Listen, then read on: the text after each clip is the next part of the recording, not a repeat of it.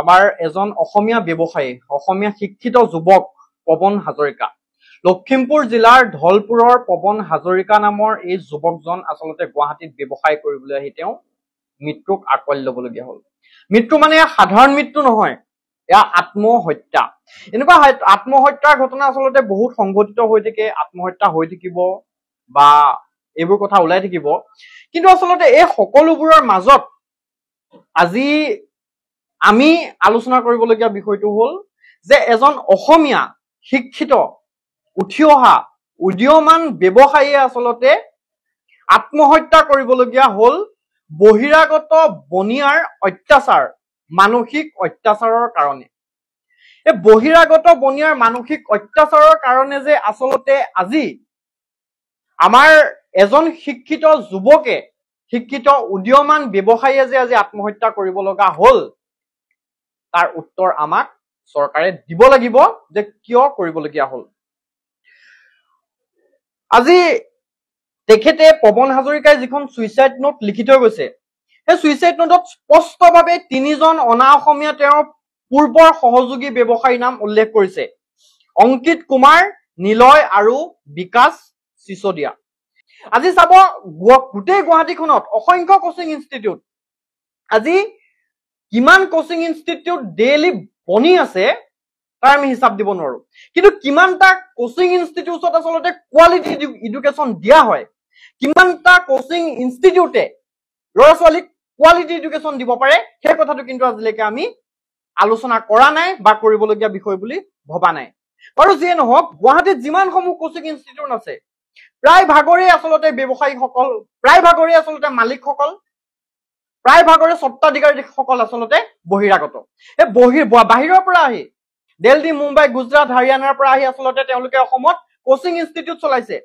তেওঁলোকৰ পৰা লৈ এজন অসমীয়া উদীয়মান যুৱকে, তেওঁ ঘৰ পৱন দাৰ ঘৰ ধলপুৰত, মোৰ ঘৰৰ কাষৰ এজন ল'ৰা আজি গুৱাহাটীত ব্যৱসায় কৰিবলৈ আহি তেওঁ মৰি গ'ল।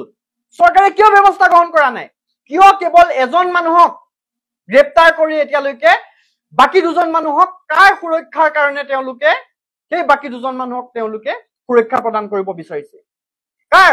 কাক আচলতে তেওঁলোকে বচাব বিচাৰিছে? আজি চাব, কালি এই পৱন হাজৰিকাৰ এগৰাকী ভগ্নী নীলাক্ষী হাজৰিকা, তেওঁ এটা বহুত দীঘল ফেচবুক পোষ্ট লিখিছে আৰু তেওঁ ফেচবুক পোষ্টত আক্ষেপেৰে কৈছে যে তেওঁলোকে যি 3জন মানুহৰ নাম FIR-ত উল্লেখ কৰিছিল, সেই 3জন মানুহৰ 2জন মানুহক এতিয়ালৈকে অন্ততঃ প্ৰাথমিক অনুসন্ধানৰ বাবেও অসম আৰক্ষীয়ে তেওঁলোকক আটক কৰা নাই, অথবা তেওঁলোকক সোধপোছৰ বাবেও মাতি আনিবলৈ সাহস কৰা নাই। আজি অসমীয়া মানুহ এজনে ছুইচাইড কৰি দিলে ব্যৱসায় কৰিব নোৱাৰি, বহিৰাগত ব্যৱসায়ী অতপালিত।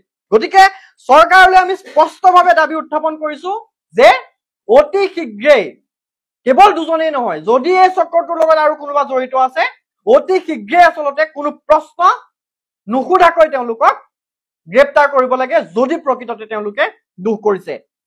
পৰিয়ালৰ লোকে উল্লেখ কৰিছে যে দিছপুৰ থানাৰ যিজন ইনভেষ্টিগেশ্যন অফিচাৰ IO, তেওঁক আচলতে পৱন হাজৰিকাৰ মৃত্যুৰ 3 দিন পাছতে দিছপুৰ থানাৰ পৰা ট্ৰান্সফাৰ কৰি দিয়া হৈছিলে। দিছপুৰ থানাৰ IO-জনক ট্ৰান্সফাৰ কৰা হ'ল, কিন্তু পৰিয়ালৰ লোকে যি 3জনৰ নাম উল্লেখ কৰিলে, সেই 3জনৰ 2জনক এতিয়ালৈকে অসম আৰক্ষীয়ে ধৰিবলৈ সম্ভৱ নহল। আজি মই কৈছো যে গোটেই কোচিং ইনষ্টিটিউট বিলাক বহিৰাগত মানুহ নহবা পুঁজিপতিৰ কবলত। আজি সেই বহিৰাগতৰ পৰা এটা ব্যৱসায় অসমীয়া যুৱক এজনে কৰিম বুলি আগবাঢ়িছিলে, কিন্তু তেওঁক কৰিবলৈ দিয়া নহল। এয়া কি? আচলতে আমি সদায় জাতীয় অৰ্থনীতি শক্তিশালী কৰাৰ কথা কওঁ, আমি সদায় জাতীয় অৰ্থনীতিৰ কথা পাতো, কিন্তু আমি কেৱল কথা পতাতে সীমাবদ্ধ থাকিম নে আচলতে আমি হাতে কামেও কিবা কাম কৰিম? সকলো সংবাদ মাধ্যমত ইতিমধ্যে প্ৰকাশ পাইছে যে পৱন হাজৰিকাই কিমান দীঘল পৃষ্ঠাৰ এখন তেওঁ ছুইচাইড নোট লিখি থৈ গৈছে।